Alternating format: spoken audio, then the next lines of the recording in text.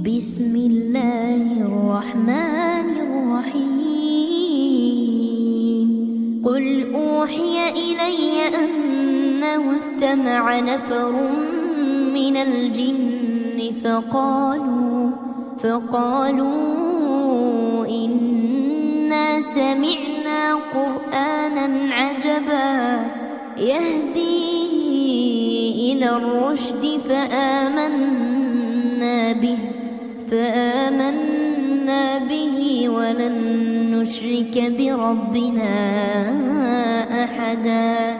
وأنه تعالى جد ربنا ما اتخذ صاحبة ولا ولدا وأنه كان يقول سفيهنا على الله شططا وأنا ظننا أن لن تقول الإنس والجن على الله كذبا وأنه كان رجال من الإنس يعوذون برجال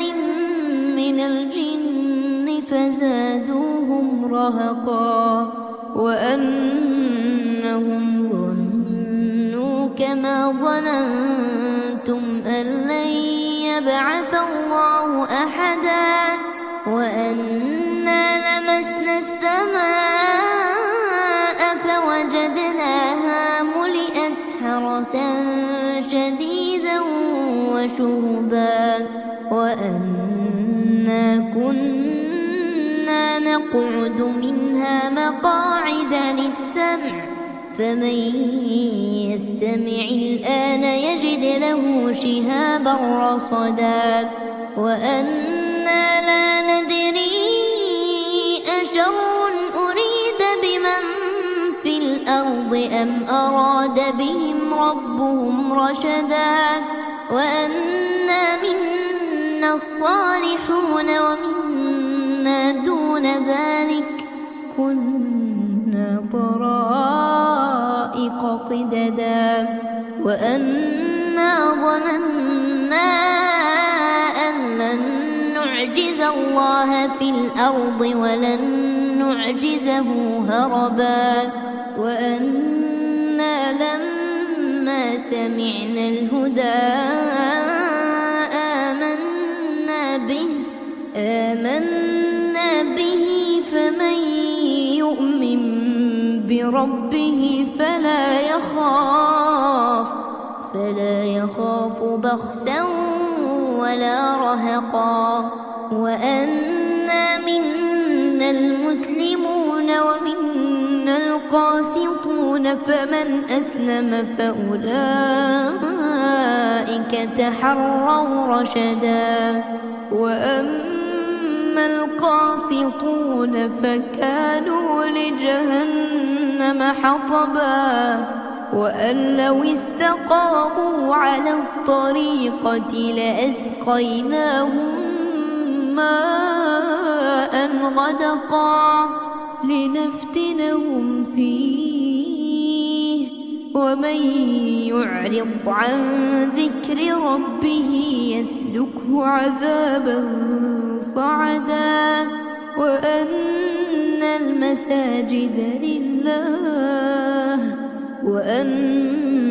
المساجد لله فلا تدعوا مع الله أحدا وأنه لما قام عبد الله يدعوه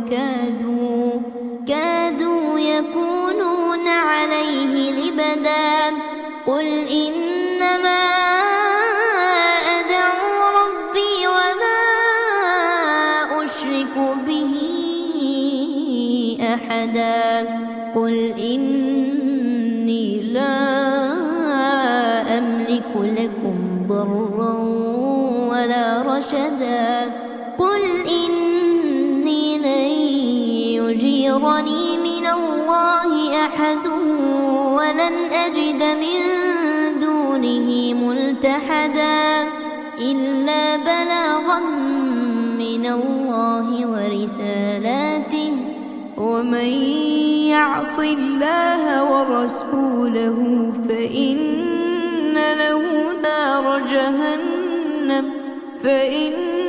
له نار جهنم خالدين فيها أبدا حتى إذا رأوا ما يوعدون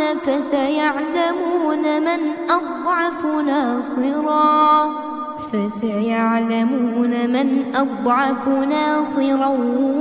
وأقل عددا قل إن أدري أقريب ما توعدون أم يجعل له ربي أمدا عالم الغيب فلا يظهر على غيبه أحدا إلا من ارتضى من رسول فإنه يسلك من بين يديه ومن خلفه رصدا ليعلم أن قد أبلغوا رسالات ربهم وأحاط بما لديهم وأحصى كل شيء عددا.